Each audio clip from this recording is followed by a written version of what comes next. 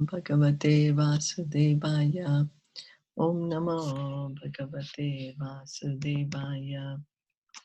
Narayanam Namaskritya Naram Chaiva Narottamam Devim Saraswatim Vyasam Tato Jayam Udirayet. Nashta Prayeshu Abhadreshu Nityam Bhagavata Sevaya Bhagavate Uttama Shloke Bhaktir Bhavati Neshtaki. Om Jnana Timirandasya Jnananjana Shalakaya Chakshur Unmilitam Yena Tasmai Shri Gurave Namaha. Sri Caitanya Manobhistam Sthapitam Yena Bhutale Swayam Rupa Kadamayam Dadati Swapadantikam.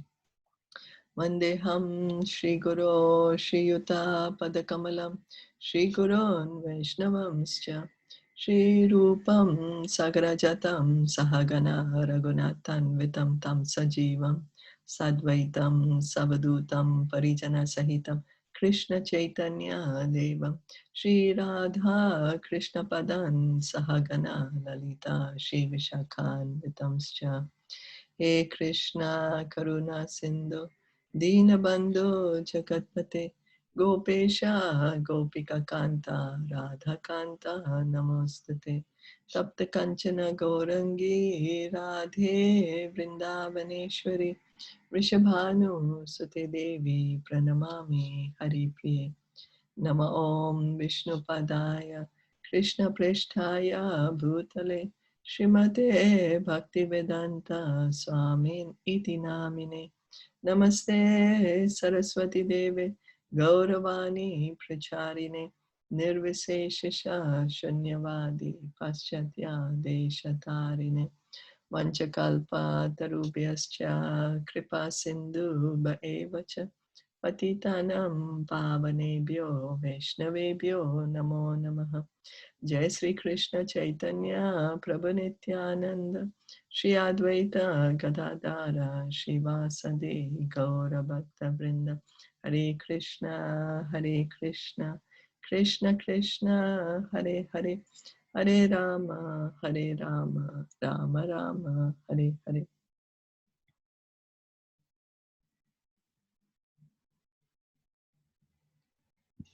So we are continuing our reading of Srimad Bhagavatam. We are on Canto 2, Chapter 9, Text 33.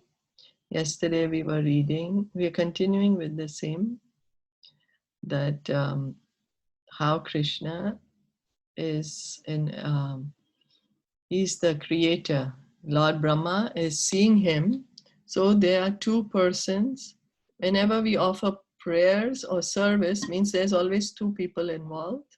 Otherwise, who are we praying to, So here there's a conversation. So that's why so it's also evident that there are two people involved here. One is the Supreme Person, Krishna, and one is Brahma, because there are two of them in a conversation.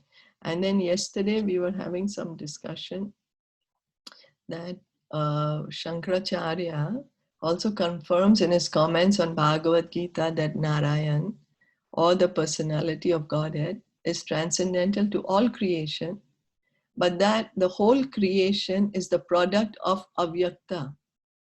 So here there was a little confusion that why is Shankaracharya calling Krishna unmanifest?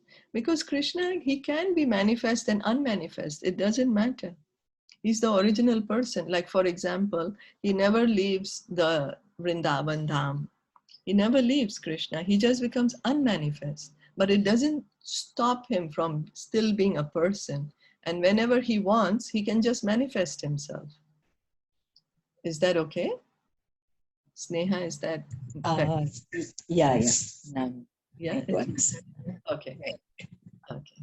So then we can continue. The other feature of the statement is that the Supreme Truth is Bhagavan, or the personality of Godhead. The personality of Godhead and his kingdom have already been explained. The kingdom of God is not void as conceived by the impersonalist. So the impersonalists, they say, away from this material world, Once you get out of the material world, there is nothing. There is only light and nothing else is there. There are no personalities. There's nothing, just nothing. There's only light. But Bhagavatam explains to us that in fact, all the varieties exist in the spiritual world in their true form. And it's all of Satchidananda, eternal bliss and full of knowledge. The Vaikuntha planets are full of transcendental variegatedness, including the four-handed residents of those planets with great opulence of wealth and prosperity, and there are even airplanes and other amenities required for high-grade personalities. Therefore, the personality of Godhead exists before the creation, and he exists with all transcendental variegatedness in the Vaikuntha lokas. So Krishna is ever existing, ever existing. Never was there a time where he did not exist. So before he created this material world also, he exists. And he's continuing to exist after he annihilates the material world. He continues to exist in the Vaikuntha Loka. The Vaikuntha Lokas, also accepted in the Bhagavad Gita as being of the Sanatan nature, are not annihilated, even after the annihilation of the manifested cosmos. Those transcendental planets are of a different nature altogether, and that nature is not subjected to the rules and regulations of material creation, maintenance, or annihilation. So when this material world, when the material creation is annihilated, because it's temporary, Krishna creates it for some time, maintains it, then again he brings it back into his body of the Mahavishnu. Then again he creates, maintains, and again he annihilates. All this happens during the breathing. Mahavishnu, during his breathing, when he breathes out, all the universes are manifest. When he breathes in, everything is unmanifest and staying inside his body. So imagine how long is his breath, you know, that the whole creation and the destruction happens in that. But at that time, the spiritual world still continues to exist. The spiritual world is never destroyed, never. It eternally is there. That's why we are encouraged to go back there, to the spiritual world. The existence of the personality of Godhead implies the existence of the Vaikuntha Lokas, as the existence of a king implies the existence of a kingdom. So nicely put. So here Prabhupada is saying, when we say there is a king, there's a king means he's ruling over a kingdom. Otherwise, why is he called a king? So when we are saying God, that he's a supreme person, he's a supreme creator, then there is a spiritual kingdom over there. You know, that he's there in his spiritual kingdom. In various places in Srimad Bhagavatam and in other revealed scriptures, the existence of the personality of Godhead is mentioned. For example, in Srimad Bhagavatam 2.8.10, Maharaj Parikshit asks, Sachapi yatra purusho vishwasthiti udbhavapayaya muktvatma mayam mayesha shete sarva guhashaya. How does the personality of Godhead, the cause of creation, maintenance, and annihilation, who is always freed from the influence of the illusory energy and is the controller of the same, lie in everyone's heart? Similar also is a question of Viduras. So Maharaj Parikshit was asking Sanatan Goswami that Krishna, the Supreme Lord, he's the supreme person. He's creating, maintaining, and annihilating. And he's never under this material energy. Same, the spiritual world also is not under the control of the material energy. Spiritual world is under the control of the spiritual energy, the internal potency of Krishna. So here Maharaj Parikshit is asking, how come that he's the creator, maintainer, and yet he's inside everyone's heart? How is it possible? And then Vidura is asking a similar question in Bhagavatam 3.7.37. Tatvanam bhagvam stesham katidha pratikshankramaha tatremam ka upashiran ka usvid anusharate. Sridhar Swami explains this in his notes. Sridhar Swami is also one of the great acharyas who has written commentary on Srimad Bhagavatam. During the annihilation of the creation, who serves the Lord lying on the Shesha, etc. This means that the transcendental Lord, with all his name, fame, quality, and paraphernalia, exists eternally. So during the annihilation of the creation, so that means when this material world is annihilated, the Supreme Lord still is there. The same confirmation is also there in the Kashi Khand of the Skanda Purana in connection with Dhruva Charita, it is said there. So these are evidences that even when the material world is annihilated, the Supreme Lord continues to exist. He's not annihilated with the annihilation of this material world. Na cha vante api yad bhakta mahatyam pralayapadi ato achyuto akhile loke sa eka swargo sarvago avyayaha. Even the devotees of the personality of Godhead are not annihilated during the period of the entire annihilation of the material world, not to speak of the Lord himself. The Lord is ever existent in all three stages of material change. So the Skanda Purana is also mentioning that the Supreme Lord continues to exist. And then the pure devotees, the devotees of the Lord, also continue to exist because they're always one with the Lord, you know. They're going back home, back to Godhead. So the Lord is ever existent in all the three stages: creation, maintenance, and annihilation. The impersonal adduces no activity in the Supreme. But in this discussion between Brahma and the Supreme Personality of Godhead, the Lord is said to have activities also, as he has his form and quality. The activities of Brahma and other demigods during the maintenance of the creation are to be understood as the activities of the Lord. The king or the executive head of a state may not be seen in the government offices, for he may be engaged in royal comforts. Yet it should be understood that everything is being done under his direction and everything is at his command. So the impersonalist theory is that God does nothing. There is nothing. He has no form, no eyes, no legs, and that he doesn't do anything. No, but the scriptures reveal that Krishna has a Sachidananda form and he is engaged in activities.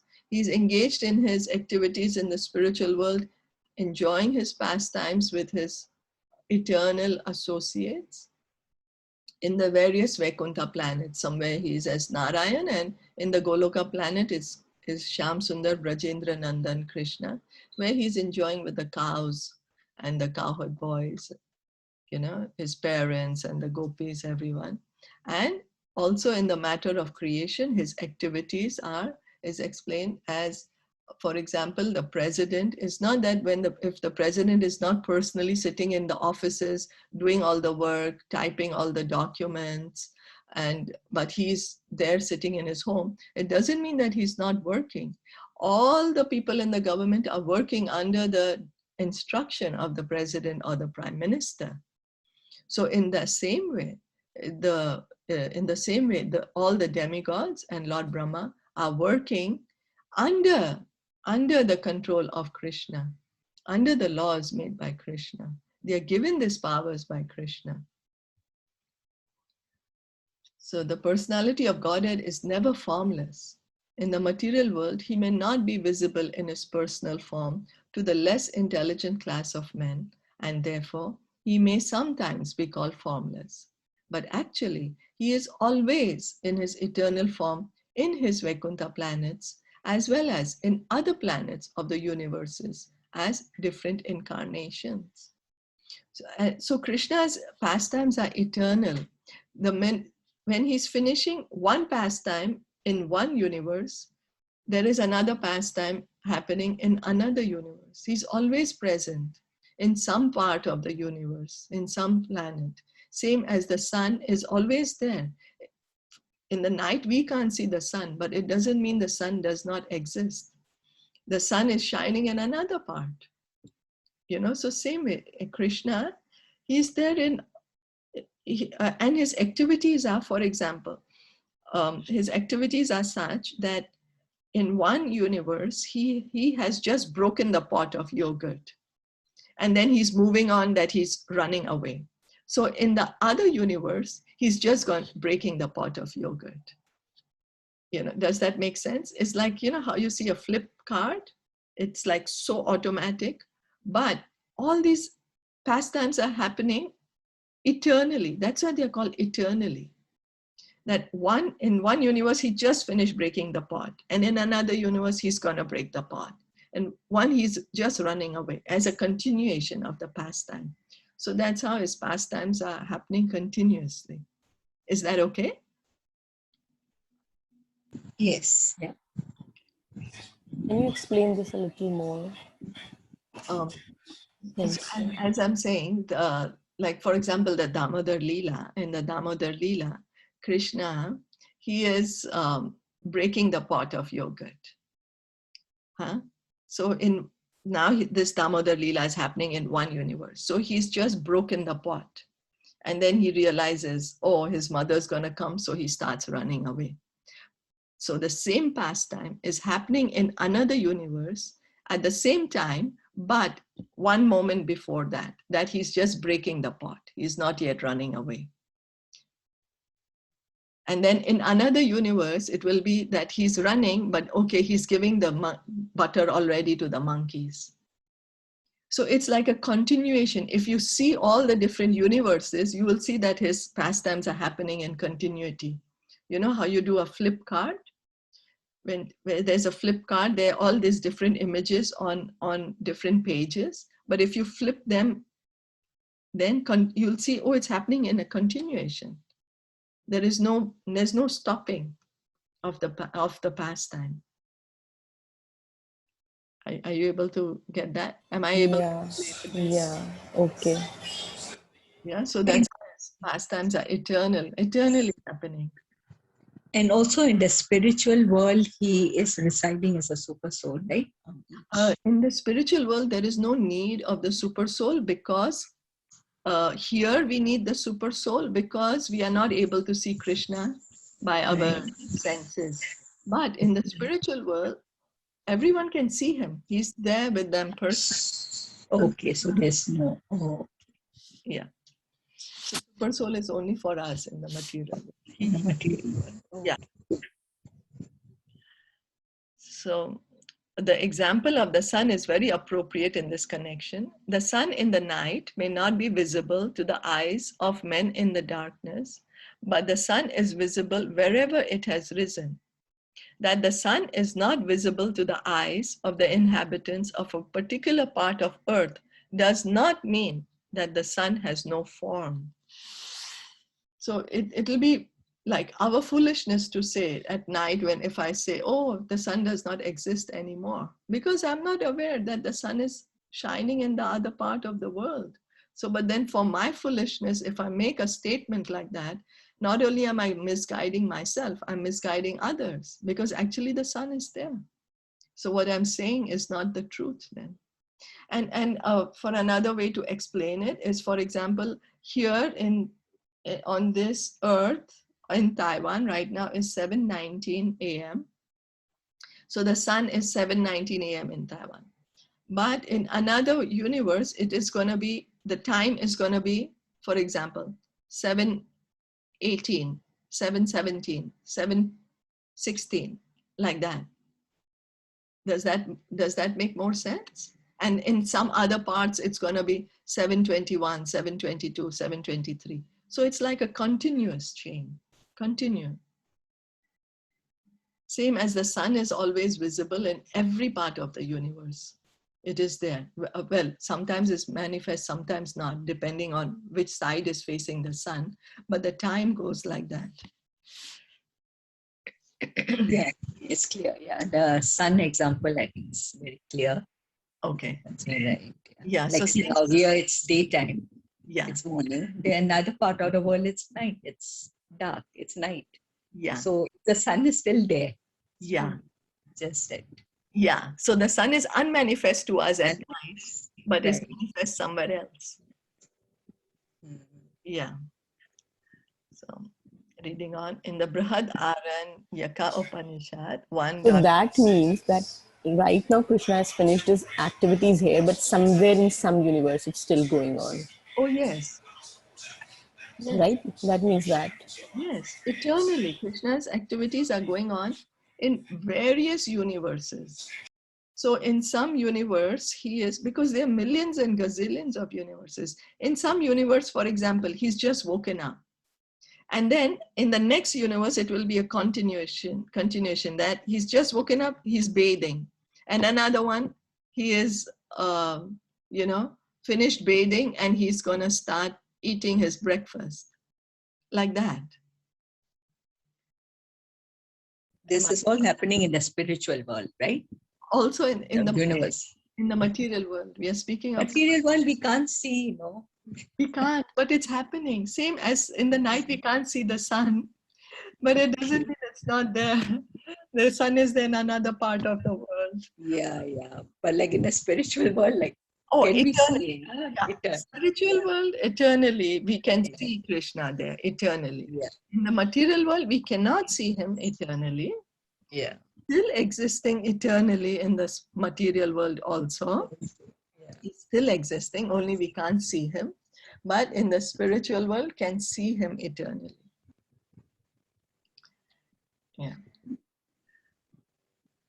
In the Brihad Aranyaka Upanishad 1.4.1, there is a hymn, Atme Vedam Agra Asit Purusha Vidaha.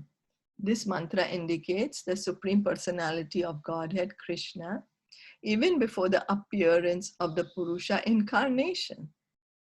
In the Bhagavad Gita 15.18, it is said that Lord Krishna is Purushottam because he's the Supreme Purusha, transcendental even to the Purusha Akshara and the Purusha Shara. The Akshara Purusha or the Mahavishnu throws his glance over Prakriti or material nature, but the Purushottam existed even before that. The Brihad Aranyaka Upanishad therefore confirms the statement of the Bhagavad Gita that Lord Krishna is the Supreme Person, Purushottam. So in the Brihad Aranyaka Upanishad, it is mentioned that Sri Krishna is Purushottam. He's even superior, even existing before the Purusha avatars, Mahavishnu, the Garbhodakshai Vishnu, Shirodakshai Vishnu, they're all coming from Krishna. So Krishna existed even before they existed. Like that. So he's transcendental. He's the original person. That's why it's called Purushottam. Is that okay? And what is Purusha Shara? The Because that Akshara, okay, we understood. But what about Purusha Shara? I'm not sure. The Akshara Purusha. Akshara, that is Mahavishnu. Yeah. And okay. So even to the Purusha Akshara and the Purusha Shara. Shara. I'm not sure. I could find out. But I'm not sure what's the meaning. Could be maybe Garbhodakshara. और अक्षर नष्ट होना, खत्म होना, नष्ट हो जाना और नहीं नष्ट होना. अक्षर यानी खत्म होना. Oh, okay. So then the living entities. Agar khatam, thank you, Auntie Rashmi. Shara agar khatam hona, to mana then the living entities. So then he's transcendental to the Purusha avatars and also to the living entities. Everyone. Oh. Yeah. So in some of the Vedas, it is also said in the beginning only, the impersonal Brahman existed. However, according to this verse, the impersonal Brahman, which is the glowing effulgence of the body of the Supreme Lord, may be called the immediate cause, but the cause of all causes, or the remote cause, is the Supreme Personality of Godhead. The Lord's impersonal feature is existent in the material world because by material senses or material eyes, the Lord cannot be seen or perceived. One has to spiritualize the senses before one can expect to see or perceive the Supreme Lord. So in some part of the Vedas, it is said that only Supreme Brahman existed, the impersonal Brahman. But if we go further, same as we say the example of the sun, we can continue. When we say the sunshine is in the room, when we say the sun is in the room, we are not wrong. We are not wrong when we are calling the sunshine as the sun, because it's there, but it's not the total truth. The sunshine is coming from the sun, and the sun is a different, it is different than the sunshine. So the remote cause, the original cause, is the body of the Supreme Lord, from whose body this light is coming out. As we know that from the bulb, light comes out, right? So the same way, from the body of the Supreme Lord, this light is coming out. But we can't see the Supreme Lord here in this material world because we don't have spiritual senses to see him. We don't have the software. You know how the software has to be appropriate. It has to be of that upgraded nature. All the time we are upgrading our software also. Otherwise it doesn't work, no? In a particular hardware. So same way, we don't have that software and neither the hardware to see the Lord. It's all material. So we have to spiritualize the senses. But he is always engaged in his personal capacity and is eternally visible to the inhabitants of Vaikuntha Loka face to face. Therefore, he is materially impersonal, just as the executive head of the state may be impersonal in the government offices, although he is not impersonal in the government house. Similarly, the Lord is not impersonal in his abode, which is always nirashta kuhakam, as stated in the very beginning of the Bhagavatam. Therefore, both the impersonal and the personal features of the Lord are acceptable, as mentioned in the revealed scriptures. So here is just saying that some people say that the Lord is present here in the material world in his impersonal feature. That's right, that's okay. But he's still existing in the spiritual world in his personal feature as the Swayam Bhagwan and his Satchidananda form, Brajendra Nandan. And in this material world, he's existing everywhere by his energy. He's there as the Paramatma everywhere. He's existing everywhere because everything is situated on the Brahma Jyoti actually.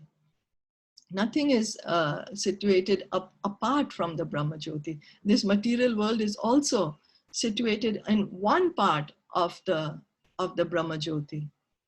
So the example Prabhupada is giving that again in the government house, although the president is not personally present in all the offices, but everything is going on according to the order of the president, whereas he's just sitting in his own office, you know. So because his order, because of his control is there all over this government house, all over the country, means he's present there. But he's still a person sitting in his own office. Similarly, the Lord is not impersonal in his abode, which is always nirasta kuhakam, as stated in the very beginning of the Bhagavatam. So they are accepted. This personality of Godhead is very emphatically explained in the Bhagavad Gita in connection with the verse Brahmano hi pratisthaham 14.27.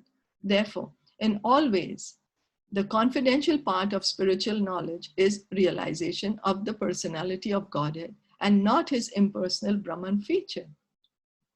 So it's not because Krishna has this feature, he does have it. So we can't deny that he does not have this feature of impersonal Brahman, of the Brahma Jyoti, of the light which is coming. But it is just a part of his feature. To say that God is light is incorrect.